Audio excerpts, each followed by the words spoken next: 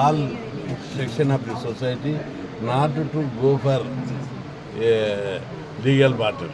If anybody will go to the legal field, court, we will win the court also, because there is no legal cap. There is no cap for 50%. It is already removed by the Supreme Court whenever the forward caste people were given 10% reservation. And also there is a caste census in Telangana. Every aspect, in all aspect, we are in upper hand. So the case will win by the favor of the OBCs. We will fight in the legal battle. We will win the legal battle. Thank you.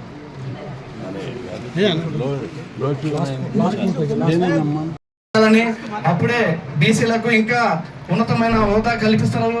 ఇవాళ ప్రభుత్వాలు కదిలి వస్తున్నాయి దేశవ్యాప్తంగా. మరి బీసీలనే వాదన వినిపిస్తుంది.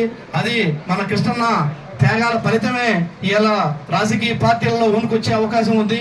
అందుకే ఇప్పుడు జరగబోయే స్థానిక ఎలక్షన్లో బీసీలకు 40% రిజర్వేషన్లు కల్పించిన తర్వాతనే మరి ఎలక్షన్ పోవాలని ఈ కార్యక్రమం చేపట్టడం జరిగింది. మరి ఆ అవకాశం ఇచ్చినటువంటి పెద్దలకు కృతజ్ఞతలు తెలుసుకుంటూ చదువుతున్నాను. Thank you.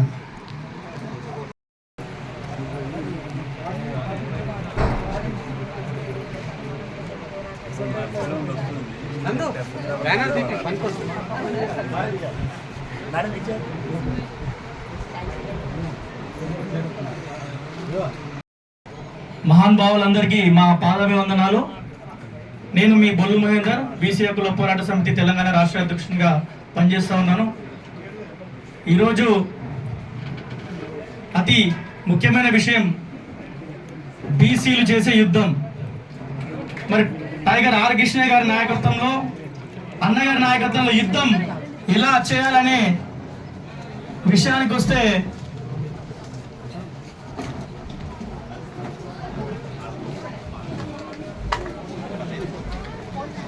విషయం ఏంటంటే మిత్రులారా,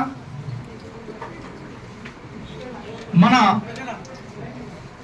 రాష్ట్ర బడ్జెట్లో ఎస్సీ ఎస్టీ బీసీలకు సంబంధించి తీసుకుంటే ఎస్సీల శాతము